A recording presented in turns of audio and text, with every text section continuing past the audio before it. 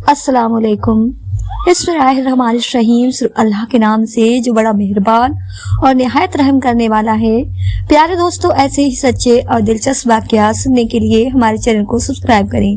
پیارے دوستو، حضرت خواجہ غریب نواز رحمۃ اللہ علیہ جب سفر کرتے ہوئے بلخ پہنچے، جو کہ افغانستان میں ہے، اور پھر بلخ کے بعد کچھ سمے کے لیے غزنی میں ٹھہرے، یہاں پہنچ کر آپ اللہ کے حکم کا انتظار کر رہے تھے۔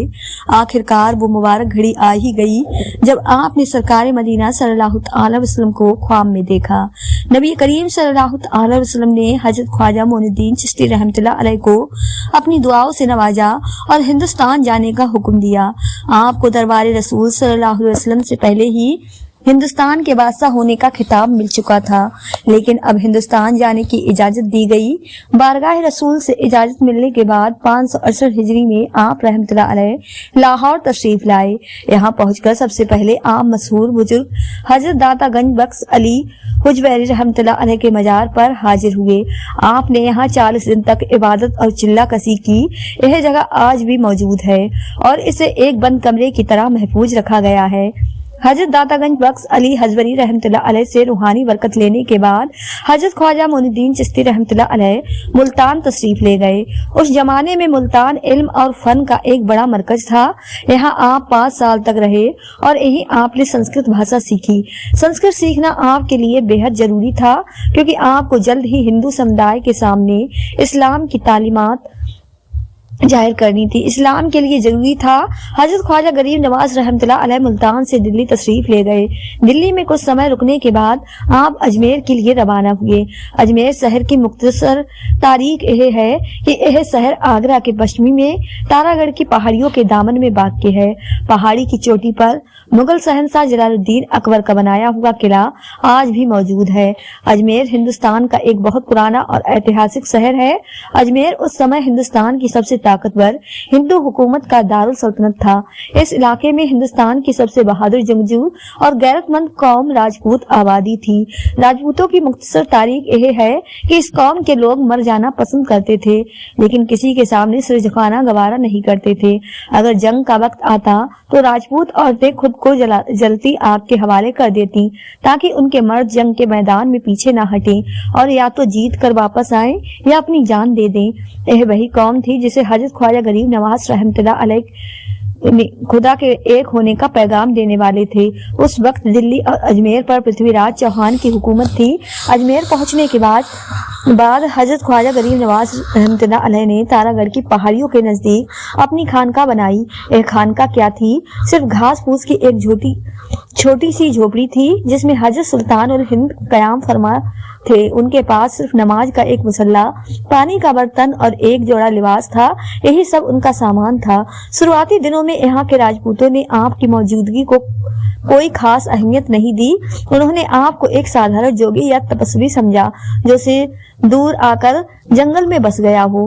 لیکن جب کچھ لوگوں نے آپ کی جھوپڑی میں آ کر دیکھا تو انہیں پتا چلا کہ آپ کی شخصیت ہندوستان کے سنیاسیوں سے بالکل الگ ہے۔ اس کے بعد سوالوں کا ایک سلسلہ شروع ہو گیا۔ راجپوت آپ کو دیکھنے آتے اور آپ کی نورانی شخصیت دیکھ کر حیران رہ جاتے۔ آپ کے چہرے میں ایسی رونق اور کشش تھی جسے دیکھ کر لوگوں کے دل کھینچنے لگتے تھے۔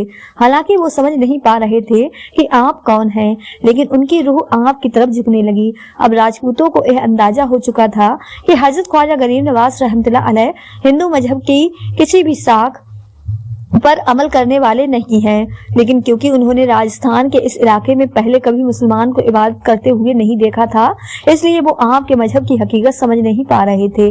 پھر ایک دن کچھ راجپوت حضرت خواجہ غریب نواز رحمۃ اللہ علیہ کی جھوپڑی میں داخل ہوئے۔ اس وقت آپ اللہ تعالیٰ کے ذکر میں مشغول تھے۔ راجپوت خاموشی سے بیٹھے رہے یہاں تک کہ آپ اپنے اوراد وظائف اور عبادت سے فارغ ہو گئے۔ اس کے بعد حضرت خواجہ غریب نواز رحمۃ اللہ علیہ نے ان سے ان کی زبان میں بات کی اور پوچھا، تم لوگ یہاں کیسے آئے ہو؟ راجپوت اس غیر مقامی شخص کی صاف اور اثردار زبان سن کر رہ گئے۔ ان میں سے ایک نے تیز لہجے میں جواب دیا، ہم کچھ دنوں سے دیکھ رہے ہیں کہ تم یہاں جنگل میں اکیلے ہو۔ آج ہم نے سوچا کہ تمہارے آنے کی وجہ پوچھیں، آخر تم کون ہو اور یہاں کس لیے آئے ہو؟ حضرت خواجہ غریب نواز رحمۃ اللہ علیہ نے نرم اور میٹھے لہجے میں فرمایا، کیا میری وجہ سے تمہیں کوئی تکلیف پہنچی ہے؟ دوسرے راجپوت نے کہا، تم ہمیں نقصان पहुंचा भी नहीं सकते हो। उसकी बातों से गुरूर और घमंड साफ झलक रहा था। फिर वो राजपूत कहने लगा, हम जानना चाहते हैं कि तुम किस कौम से ताल्लुक रखते हो और अजमेर क्यों आए हो। हजरत ख्वाजा गरीब नवाज रहमतुल्लाह अलैह ने पुरजलाल लहजे में फरमाया, मैं मुसलमान हूँ और तुम्हें अपने अल्लाह का पैगाम सुनाने आया हूँ। मुसलमान का नाम सुनते ही राजपूत चौंक पड़े। उनके जहन में कई तरह के सवाल और शक उठने लगे। उनमें से एक ने तेज लहजे में पूछा, क्या तुम साहबुद्दीन गौरी की कौम से ताल्लुक रखते हो? उसके लहजे में सारी नफरतें झलक रही थीं। ख्वाजा गरीब नवाज रहमतुल्लाह अलैह ने फरमाया, हाँ वो भी मेरा दीन का भाई है। आप राजपूतों के लहजे से समझ चुके थे कि उनके दिल में क्या चल रहा है। चुनांचे आपने भी अपनी आवाज बुलंद रखते हुए बात की।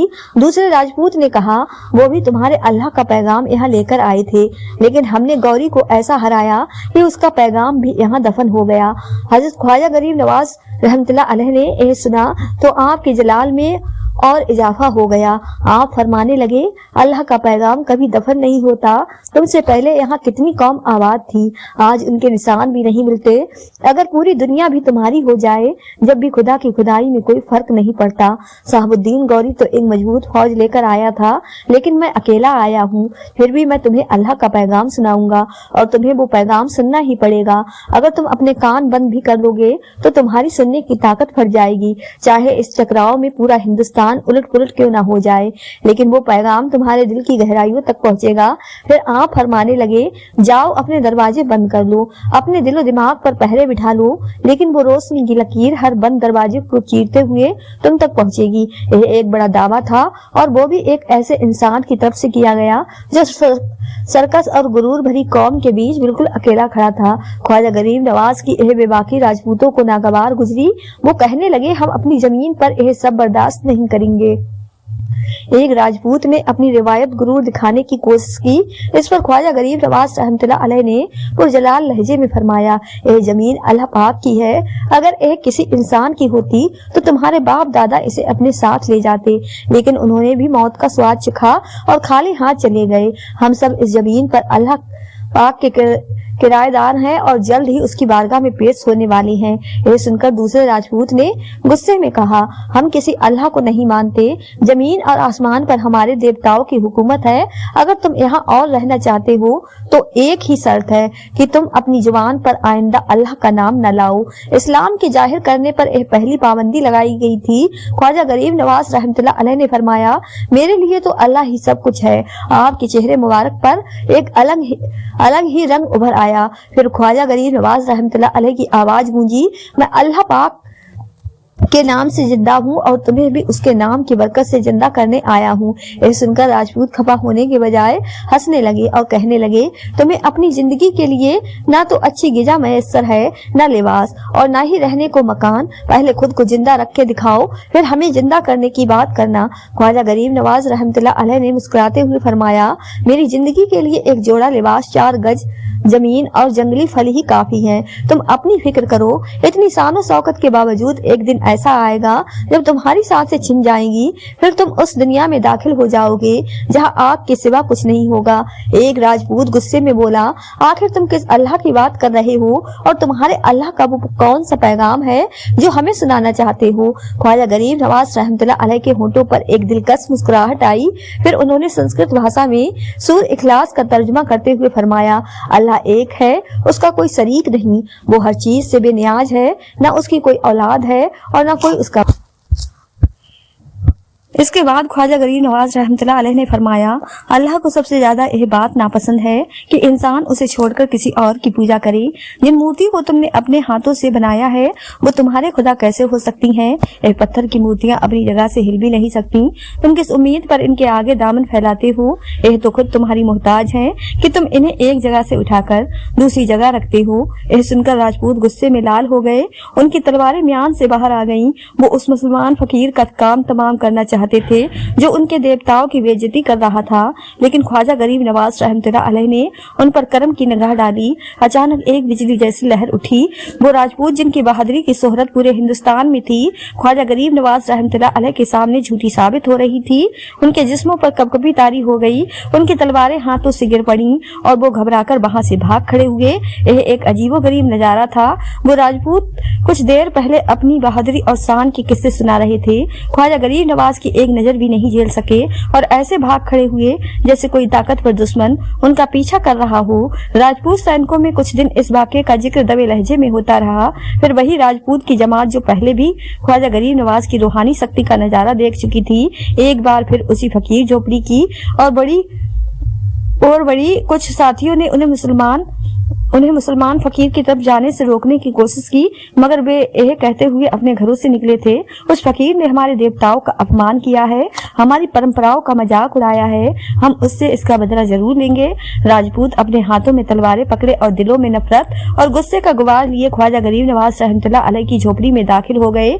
उस वक्त आप रहमतुल्लाह अलैह नमाज जोहर अदा कर रहे थे और सजदे में थे। राजपूत आपस में कहने लगे, इसी बेखबर हालत में इस फकीर का काम तमाम कर दिया जाए। उन्होंने तलवारों को हाथ में लिया था, मगर इससे पहले कि वे तलवारों को बाहर निकाल पाते, ख्वाजा गरीब नवाज ने सजदे से सिर उठाया और खड़े हो गए। राजपूत हैरान होकर उस मुसलमान तरीके से इबादत को देख रहे थे। यह पूजा कुछ अलग थी, जिसमें न कोई मूर्ति थी, न घंटी की आवाज। वो अपने हाथ बांधे हुए खड़े थे जैसे उनका पूरा शरीर जमा हुआ हो। सिर्फ होठों की हल्की हल्की हरकत हो रही थी, जैसे वो किसी से बातें कर रही हों। फिर ख्वाजा गरीब नवाज रहमतुल्लाह अलैह कयाम से रुकू में गए। राजपूत अपनी जगह खड़े थे। फिर जैसे ही ख्वाजा गरीब नवाज रहमतुल्लाह अलैह ने सजदा किया और जमीन पर सिर रखा, तो राजपूतों ने तलवारें खींचने की कोशिश की, लेकिन वो नाकाम रहे। उनके जिस्म की पूरी ताकत लगाने के बावजूद भी तलवार म्यान से बाहर नहीं निकली। यह एक अजीब आलम था, जैसे कोई खौफ और डर ने राजपूतों के दिल और दिमाग पर कब्जा कर लिया हो। कुछ देर बाद ख्वाजा गरीब नवाज ने सलाम फेरा और दुआ के लिए दोनों हाथ उठाए। फिर दुआ से फराग होकर वो राजपूतों की तरफ मुखातिब हुए और कहा, तुम्हारी मेहमान नवाजी के लिए मेरे पास केवल जंगली फल हैं। बैठो, अपनी खोई हुई ताकत को इकट्ठा करो, फिर जो इरादा लेकर आए हो उसे पूरा करो। फकीर तो अल्लाह की राह में घर से कफन बांध कर निकला है, तुम जैसा चाहो खंजर आजमा कर देख लो। अल्लाह के दरवेश के कत्ल के लिए किसी तैयारी की जरूरत नहीं होती। यह सुनकर राजपूतों के गुस्से और नफरत ने जैसे ठंडा होना शुरू किया। ख्वाजा गरीब नवाज के कश्फ ने उनके अंदर के सफाक दल खोल दिया कि उनके जिस्म पर लज्जत तारी हो गई और फिर वे लोग एक बार फिर से डर के मारे वहां से भाग खड़े हुए। फरार होते वक्त तमाम बुत परस्त चीख रहे थे, यह तो जादूगर है, सच में यह बहुत बड़ा जादूगर है। राजपूतों के ख्याल में जादू की वजह से ही उनकी ऐसी हालत हो सकती थी। इसके बाद वही राजपूत की जमात जो पहले भी ख्वाजा गरीब नवाज की रूहानी ताकत से वाकिफ हो चुकी थी, तीसरी बार ख्वाजा मोइनुद्दीन चिश्ती रहमतुल्लाह अलैह की खिदमत में हाजिर हुई। महसूस होता था जैसे बुत परस्तों के पैरों में एक जंजीर है और वे दूर तक भागने के बावजूद भी एक फकीर के पास वापस आने के लिए मजबूर हैं।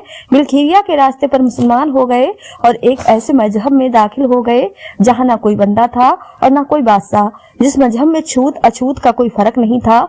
काला गोरा अमीर गरीब हर शख्स बराबर था। यह बदलाव सिर्फ उन राजपूतों का नहीं था, बल्कि उनके पूरे समाज और जिंदगी का था।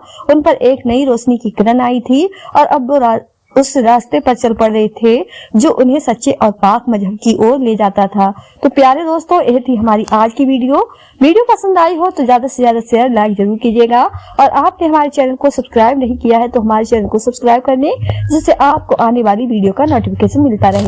मिलते हैं एक नई वीडियो के साथ। दुआओं में हमेशा याद रखें। अल्लाह हाफिज।